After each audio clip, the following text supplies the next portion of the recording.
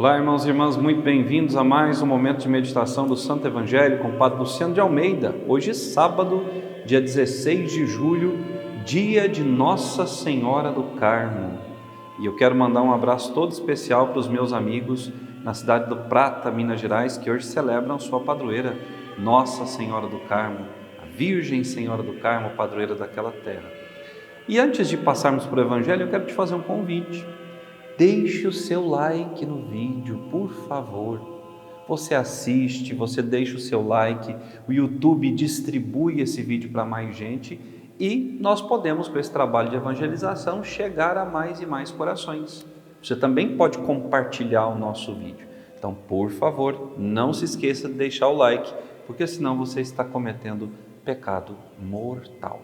Amém? Brincadeiras à parte, vamos tomar o Evangelho de Mateus, capítulo 12, versículos de 46 a 50. Naquele tempo, enquanto Jesus estava falando às multidões, sua mãe e seus irmãos ficaram do lado de fora procurando falar com ele. Alguém disse a Jesus: "Olha, tua mãe e teus irmãos estão aí fora e querem falar contigo." Jesus perguntou: "Quem é minha mãe e quem são meus irmãos?" E estendendo a mão para os discípulos, Jesus disse: "Eis minha mãe e meus irmãos, pois todo aquele que faz a vontade do meu Pai que está nos céus é meu irmão, minha irmã e minha mãe." Palavra da salvação, glória a vós, Senhor. Irmãos e irmãs, vejam, Jesus é interpelado por alguém daquela multidão, naquele lugar onde ele estava ensinando, alguém que vem transmitir um recado. Olha, tua mãe e os teus irmãos estão aí, querem falar contigo. Jesus estava no seu trabalho, na sua pregação, realizando a sua missão, veio para a terra justamente para fazer isso, para pregar o Evangelho, abrir os olhos aos cegos, fazer com que os surdos enxergassem, os coxos caminhassem, e assim Jesus levou ao conhecimento de todos a palavra de Deus. E muitos foram aqueles que acolheram a palavra de Deus. E os primeiros a acolher a palavra de Deus foram sua mãe e seus discípulos, seus parentes próximos, aqueles a quem os judeus, na sua língua, chamam irmãos. Ora, os nossos irmãos protestantes muitas vezes nos dizem que Maria, a mãe de Jesus, que hoje nós celebramos sob o título de Nossa Senhora do Carmo, ela não foi mulher apenas de José, depois que ficou viúva, casou-se com outros homens e teve aí vários filhos, inclusive aqueles que têm a ousadia de chamar a mãe do Senhor de prostituta, que ela se deitava com outros homens, enfim. Ideias esdrúxulas à parte, conceitos nada históricos e reais deixados de lado, a palavra irmão em hebraico, ela pode designar tanto irmão de sangue, de carne, filhos do mesmo pai e da mesma mãe, quanto parente próximo. Os discípulos eram para Jesus família. E entre os discípulos de Jesus existiam também alguns parentes de Jesus, como por exemplo Maria de Cleofas, Cleofas e os filhos de Cleofas e Maria, que eram primos de Jesus. Essas pessoas caminhavam com ele, essas pessoas faziam parte do seu grupo. Pessoas que também tinham ouvido a palavra e a tinham guardado no seu coração. Jesus pergunta àquele que veio falar: "Mas quem são minha mãe e meus irmãos?" E apontando para toda aquela multidão e certamente fazendo referência aos que estavam lá fora à sua procura, ele disse: "Meu irmão, minha irmã, minha mãe são todos aqueles que fazem a vontade de Deus." Portanto, amado irmão, amada irmã, eu e você, quando cumprimos a vontade de Deus, também somos irmãos de Jesus. Nós também somos, pelo batismo, incorporados nessa fraternidade criada por Deus pelo sangue redentor de Cristo na cruz, pela sua ressurreição. Nós somos os discípulos do Senhor, somos seus amados. O Senhor nos trata diante de seu Pai no céu como seus irmãos, porque somos filhos adotivos do Pai. Agora, resta saber, nós nos comportamos como irmãos de Jesus?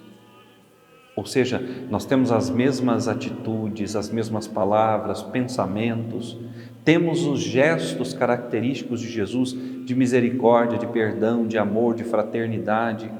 em relação aos nossos, aqueles com os quais nós convivemos, aquelas pessoas para as quais o Senhor nos enviou? Ou o nosso ser cristão é apenas para nós mesmos, para agradar o nosso ego, para servir aqueles que estão próximos? A palavra de Deus, ela não faz exclusão de pessoas, e ela nos envia a todos os que querem ouvi-la, guardá-la e obedecê-la. Mas antes de levar essa palavra aos demais, eu preciso ouvi-la, guardá-la e obedecê-la. E aqui outra pergunta: eu tenho ouvido com atenção a palavra de Deus? Eu tenho guardado essa palavra no meu coração? Essa palavra tem movido o meu ser, a minha história, a uma conversão sincera e real? Ou a palavra entra aqui e sai pelo outro lado?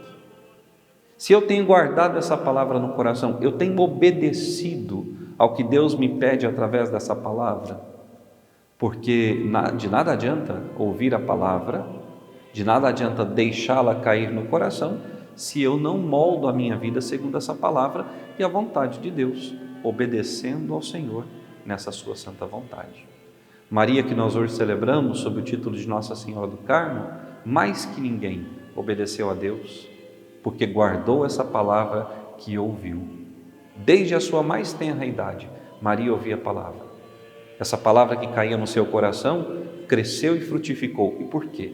Primeiramente porque era livre do pecado o coração de Maria. Então a palavra de Deus tinha toda a liberdade de crescer e frutificar. E Maria obedeceu a essa palavra. Nós vemos tudo isso no capítulo 1 de Lucas, quando o anjo visita Maria e lhe apresenta a proposta de Deus: tu serás a mãe do Salvador. E qual é a resposta de Maria? Faça-se em mim segundo a tua palavra. Ou seja, obedeceu ao chamado de Deus. Que hoje, eu e você, diante dos muitos chamados que Deus já nos fez e vai nos fazer hoje, que nós tenhamos uma atitude de escuta, de acolhida e de obediência, para que Cristo, gerado por Maria, conhecido por tantos homens e mulheres do seu tempo, continue sendo conhecido, amado e seguido nos dias de hoje. Que Deus te abençoe e até amanhã. Então, meus queridos, eu passo aqui novamente para lembrá-los do seu like nesse nosso vídeo e do seu compartilhamento desse nosso conteúdo. Por quê? Para que o YouTube entenda que esse conteúdo é relevante e nós possamos chegar a mais e mais pessoas. Esse nosso canal tem um custo de manutenção, o custo da equipe que faz a edição dos vídeos, nós precisamos mantê-lo. Então, se você puder nos ajudar, puder com qualquer valor nos ajudar a manter esse canal, eu te agradeço.